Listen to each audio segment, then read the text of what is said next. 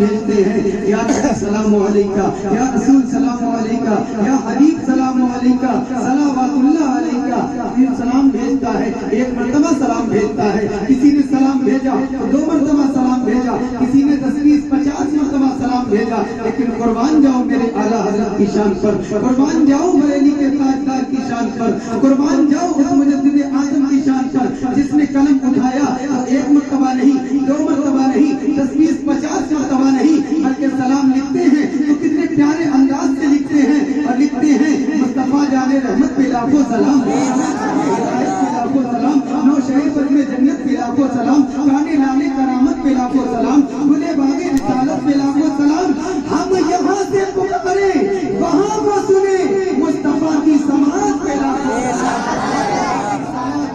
سلام۔ نعرے تکبیر، نعرے رسالت، حضرت اعلیٰ حضرت سرکار کی آمد، آقا کی آمد، معراج کا دولہا۔ ارے بول دے بھائی، کون بنا؟ میرے نبی صلی اللہ علیہ وسلم کی شان میں اعلیٰ حضرت نے ایک بار نہیں، 2 بار نہیں، بلکہ ایک مرتبہ میں ایک لاکھ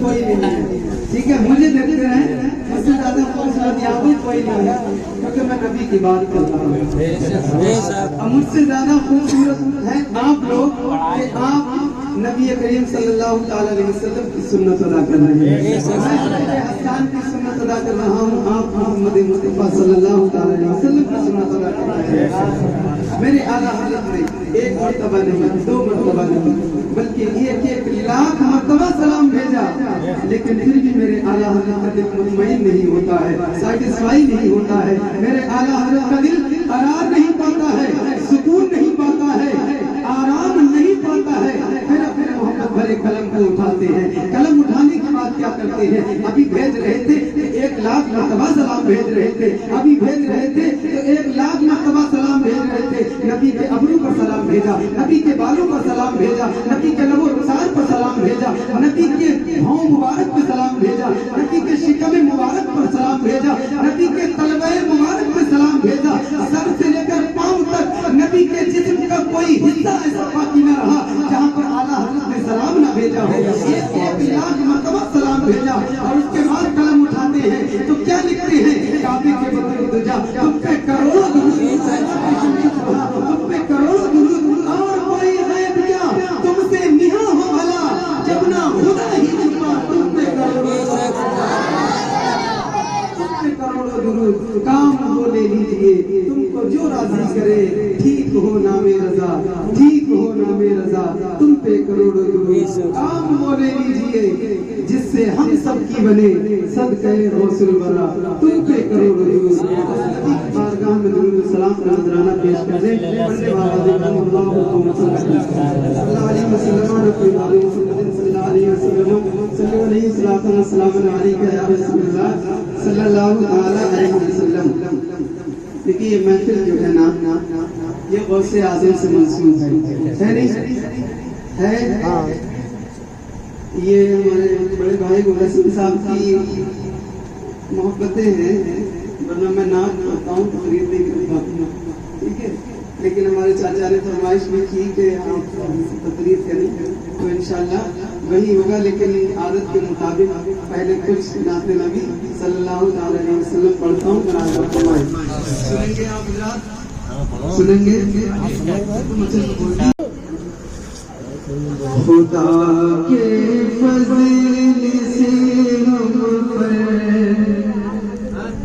خدا کے فضل سے ہم پر، خدا کے فضل سے ہم پر ہے سایہ سے آسمان کا، خدا کے فضل سے ہم پر ہے سایہ سے آسمان کا، خدا کے فضل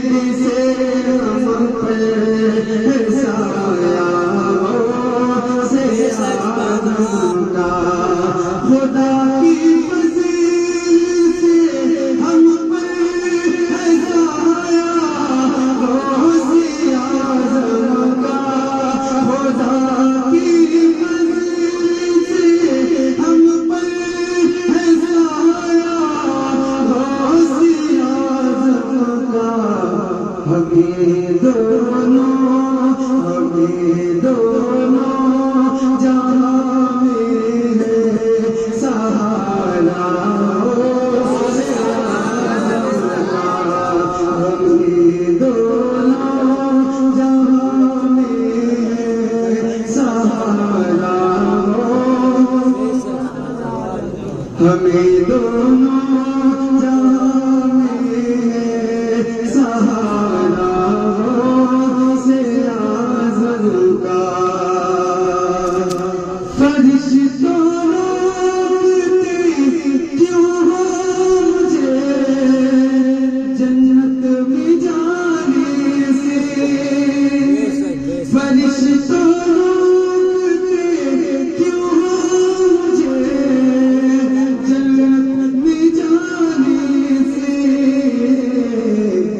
ये देखो तुम्हें दामन है किसका से आज़म का ये देखो तुम्हें दामन है किसका गौसे आज़म का किसका आज आप देखेंगे दुनिया आदमी के अंदर जैसे ही 11वीं का महीना आता है हर जगह घर घर गली गली महल्ले महल्ले बिसलपुर हो या बरेली हो रामपुर हो या मुरादाबाद हो चाहे हिंदुस्तान हो या Europe Asia Pakistan Bangladesh America कोई भी शहर हो लेकिन गौसे आज़म की जैसे ही 11वीं आती है तमाम आलम में गौसे आज़म के नाम की धूम दिखाई देती है। पीछे वालों का जलसा खत्म हो गया हो तो आगे वालों का जलसा सुने। गौसे आज़म कौन है? क्या हमारे बाप का नाम गौसे आज़म? बाप का नाम है? नहीं। हमारे दादा का नाम है? नहीं। परदादा का नाम है? नहीं। लेकिन फिर भी 7 समंदर पार गौसे आज़म रहते हैं, हम यहाँ कैसे जानते हैं? सोचने की बात है। मैं सुजनी रहता हूँ, इस महल्ले के लोग मुझे नहीं जानते। आप इस महल्ले में रहते हैं, पिछले महल्ले का आपको नहीं जानता। लेकिन गौसे आज़म वो गौसे आज़म है जिन्होंने अल्लाह तबारक व तआला की ऐसी तारीफ बयान फरमाई, ऐसी तौसीफ बयान फरमाई, ऐसा जिक्र परवरदिगार आलम का गौसे आज़म ने किया है कि सारी कायनात के अंदर गौसे आज़म के मानने वाले दिखाई देते हैं। चाहे बिसलपुर की सरजमीन हो, चाहे बरेली की सरजमीन हो, चाहे जर्मनी की सरजमीन हो, चाहे मुरादाबाद या बांग्लादेश की सरजमीन हो, चाहे आलम इस्लाम के अंदर कोई भी सरजमीन हो, गौसे आज़म का मानने वाला हर जगह दिखाई दे जाएगा। गौसे आज़म का मानने वाला आपको सारी कायनात के अंदर दिखाई दे जाएगा। आखिर ऐसा कौन सा पावर है जिसने गौसे आज़म के नाम को हिंदुस्तान तक पहुंचा दिया?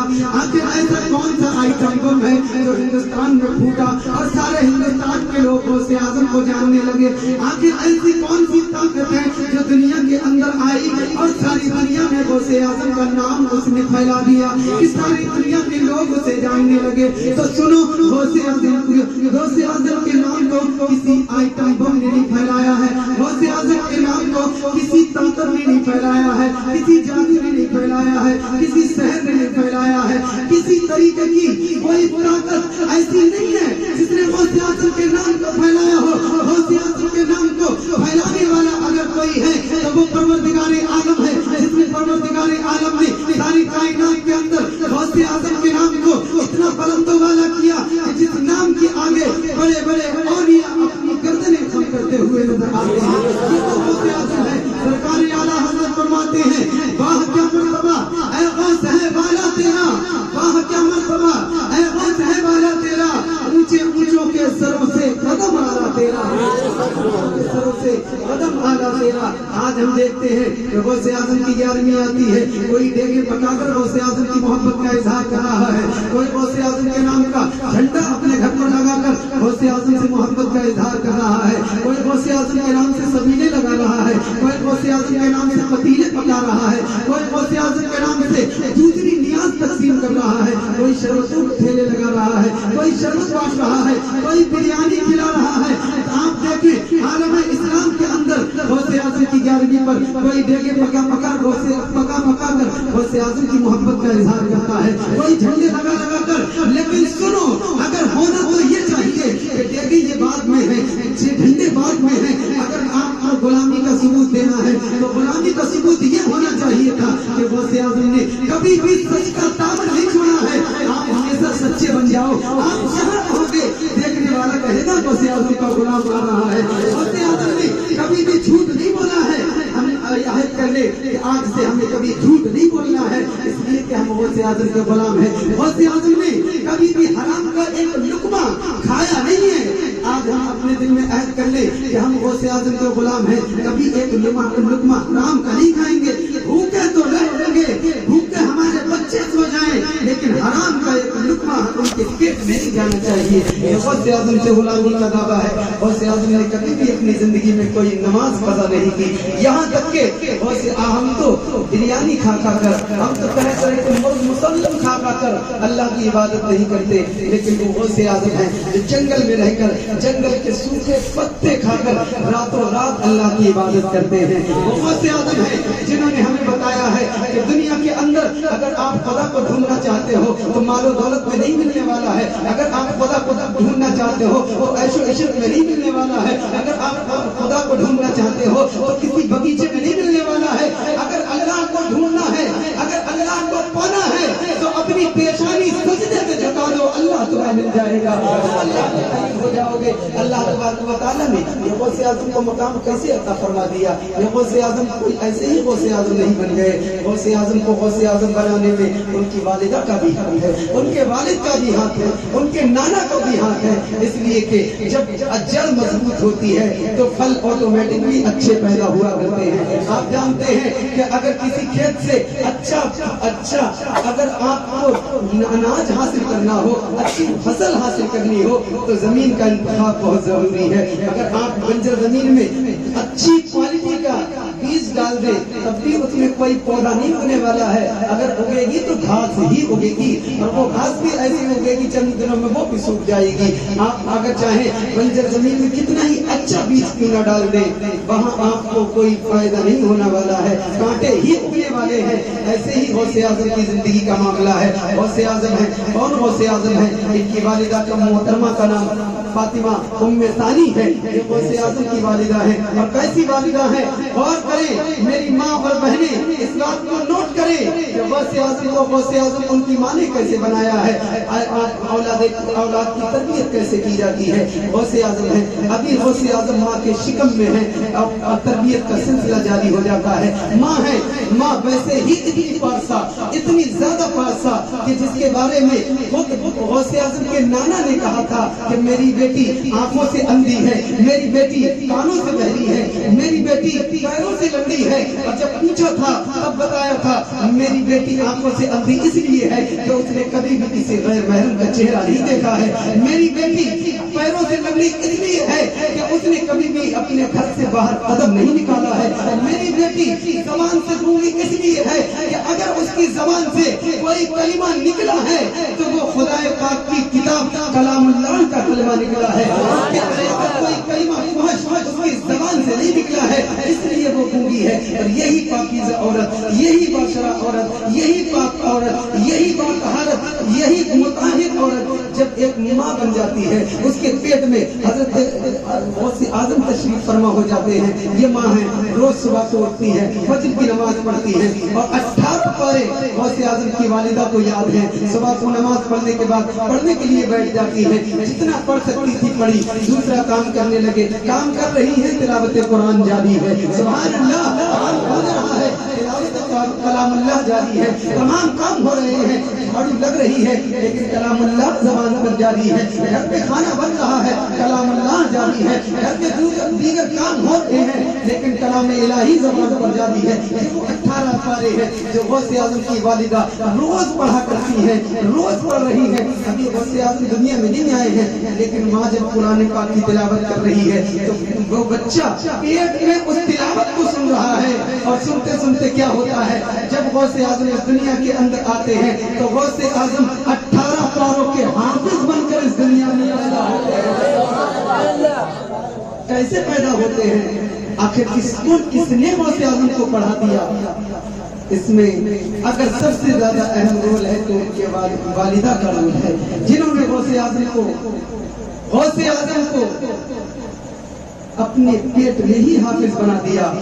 और आज भी साइंस भी कहती है कि अगर आपको अपने बच्चे को बासलाहियत, अगर आप अपने बच्चे की तरबियत करना चाहते हो तो जैसे ही बीवी हामिला हो जाए उससे कहा जाए कि अपनी जबान से कोई गलत कलिमा न निकालना, अपनी ऊंची आवाज में बात मत करना, कभी किसी की ग़ीबत मत करना, कभी किसी की चुगली मत करना, कभी कोई हराम का लुक़मा नहीं खाना। क्यों नहीं खाएं?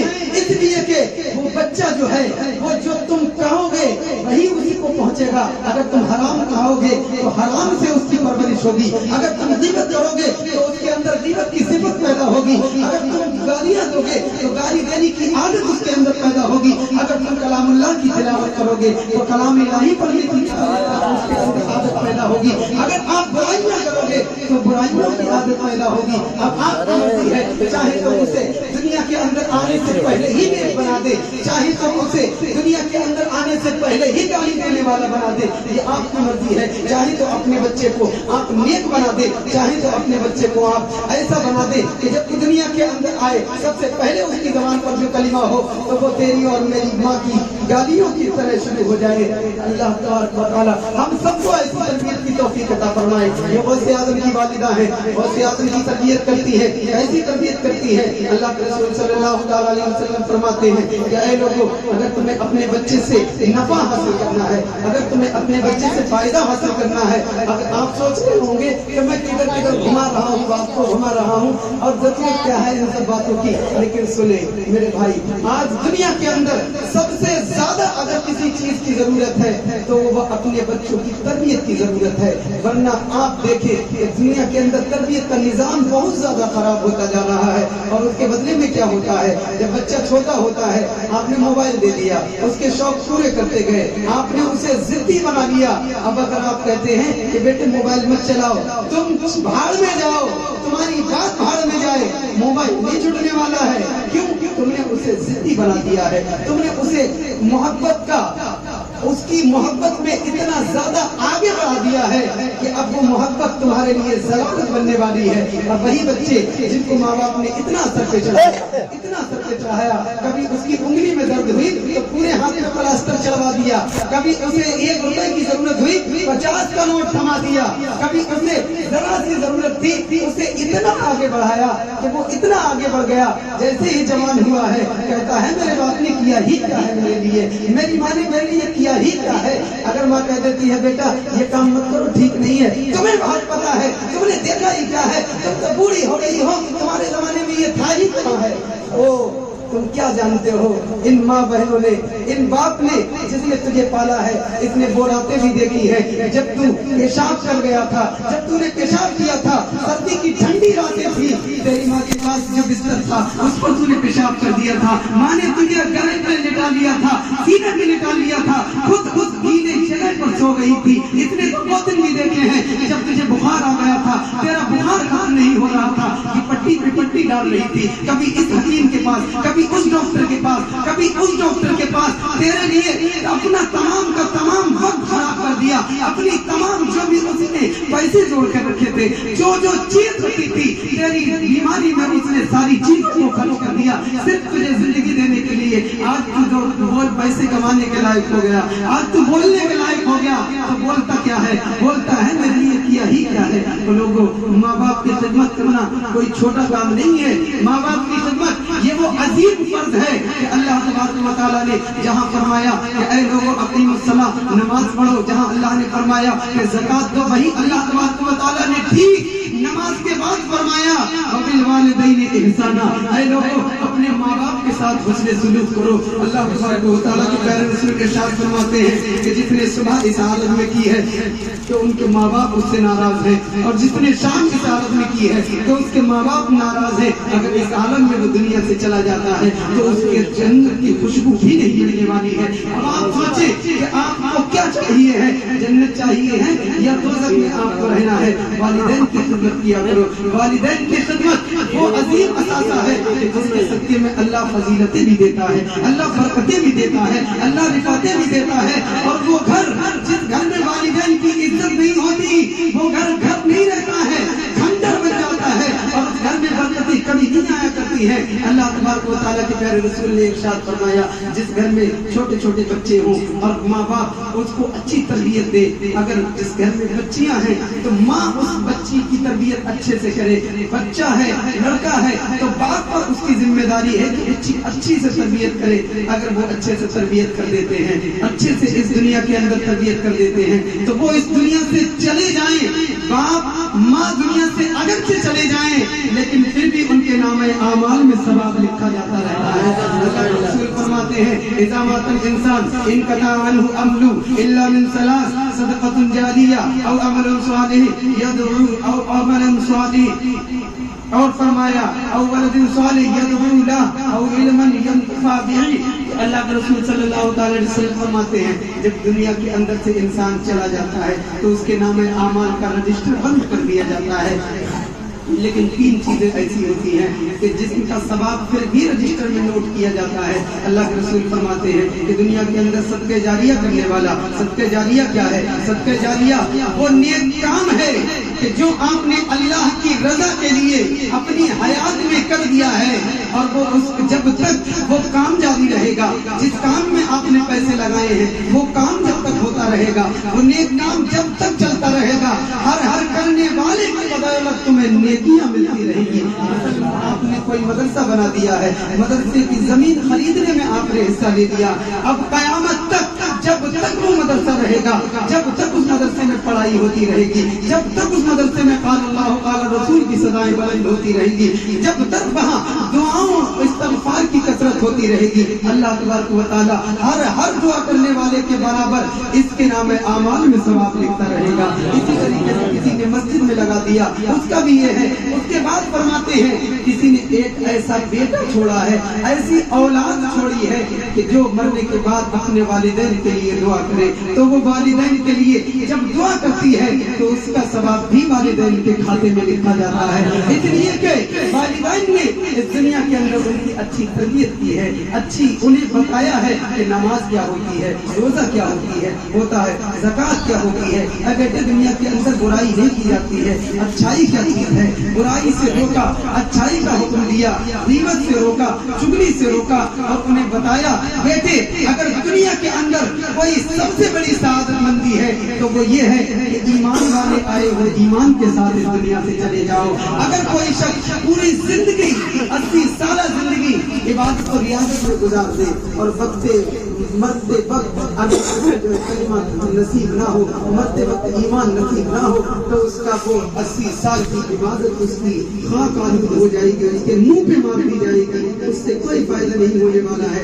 लेकिन एक वो बंदा है जो मरने से पहले कलिमा तय्यबा पढ़ लेता है, अगरचे पूरी जिंदगी उसने गुनाह किए हैं, पूरी जिंदगी अय्यारी में काटी है, पूरी जिंदगी मक्कारी में काटी है, पूरी जिंदगी वालिदैन की दिलाज़री की है, पूरी जिंदगी लोगों को सताया है, पूरी जिंदगी लोगों का माल हसद किया है, कभी इसका हक मारा है, कभी उसका हक मारा है, घर में लड़ाइयाँ लड़ी हैं एक एक दीवार की वजह से, खेतों की एक एक मेट की वजह से लड़ाइयाँ लड़ी हैं।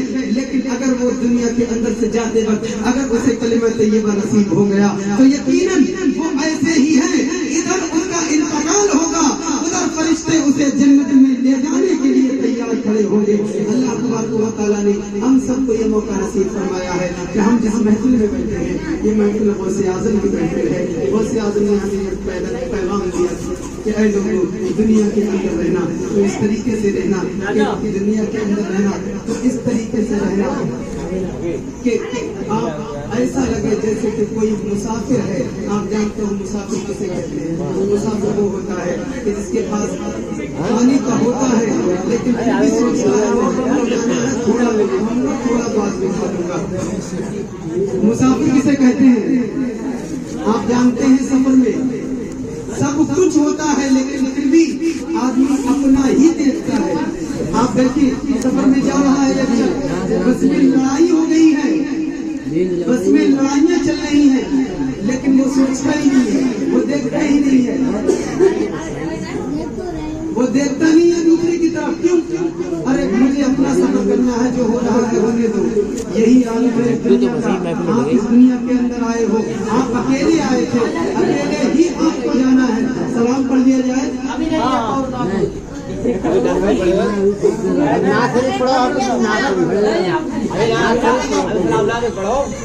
دیکھیے